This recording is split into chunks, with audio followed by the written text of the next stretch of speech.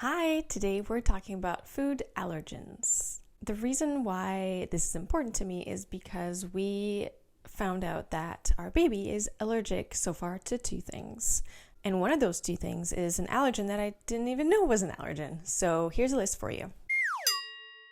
Just a quick story before we start. I was preparing food for my daughter about 2 months ago, and I didn't really know what to give her. I hadn't thawed any of her food. I didn't prepare during the day for her food at night. So I thought, hey, I'm just going to give her some hummus because hummus was something that she had had before and she didn't have any allergies. So I started giving her some hummus and she started being sort of a little bit, I would say like antsy, like kind of wanting to eat really fast. And she wasn't in the same mood as she usually was, just like eating and being happy. She was just like, give me that spoon. I need to eat right now, and kind of biting the spoon.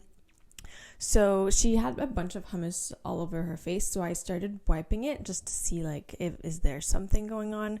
And then I started to see little bubbles forming on her lips, and the parts where the hummus had touched her face was starting to get red. So I immediately called 911. That's what we were told to do. If there was any swelling of the lips, call 911 and they'll tell you what to do. So I called 911 and the swelling just got worse and worse. I'm going to talk about the signs of an allergy reaction that you want to call 911 for. So they sent an ambulance, and then by the time that the ambulance was here, her lip had it was massive. It had become like 10 times the lip that she usually has, the bottom lip as well, and then it was kind of swollen everywhere that she had touched the hummus. So that was kind of scary. And the paramedics come in and give her a shot of epinephrine in the thigh, and then check her reaction and all of that. And then they also gave her Benadryl. And then we went to the hospital and they do like a 2-hour test where they want to see the reaction of the baby after the epinephrine. Is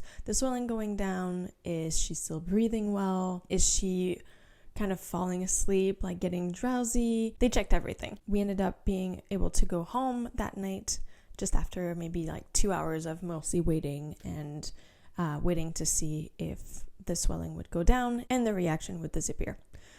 So that was our story. I didn't really know what caused that because she had had hummus before. I looked at the ingredients. The main thing that was different was the type of hummus. So one was garlic hummus and one was olive hummus.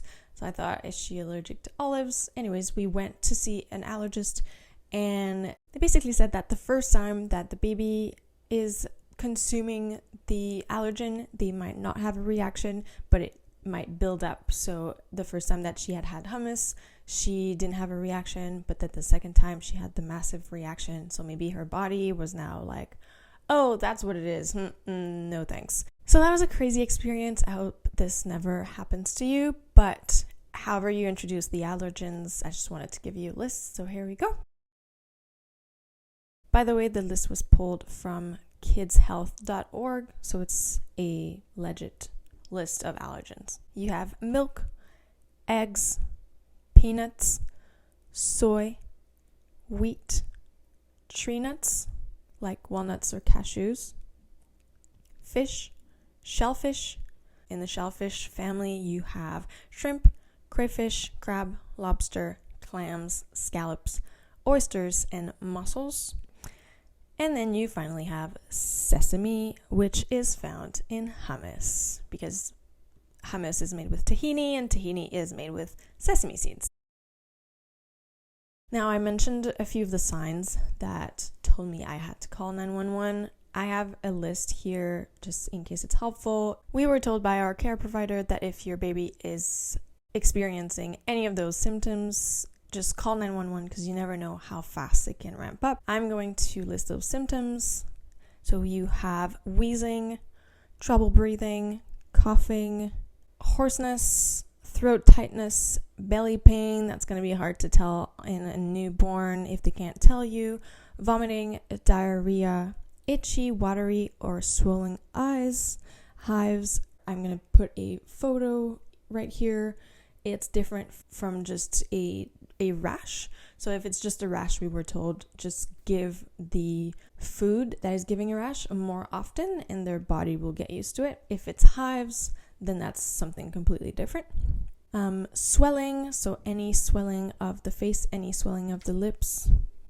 The reasoning behind that is swelling, if it is on the lips, you don't know if it's going to go down in the throat and close their airways. And then a drop in their blood pressure, which would cause lightheadedness or even passing out. So all of those things, if that happens, you call 911 if you think it's related to a food. Obviously, I am not a doctor, so talk with your pediatrician, please, about that, especially if you're worried that there's allergies in your family. The introducing of food, if you do have allergies in your family, is a little bit scary and uncomfortable. We basically now, when we introduce something new, we're just going to stare at her lips and her skin, make sure that things are going well. But at least now we have an EpiPen, which is great and makes us relax a little bit more, because if there is a reaction, we can take care of it right away before even calling 911. So I hope this helps. Take care. Bye.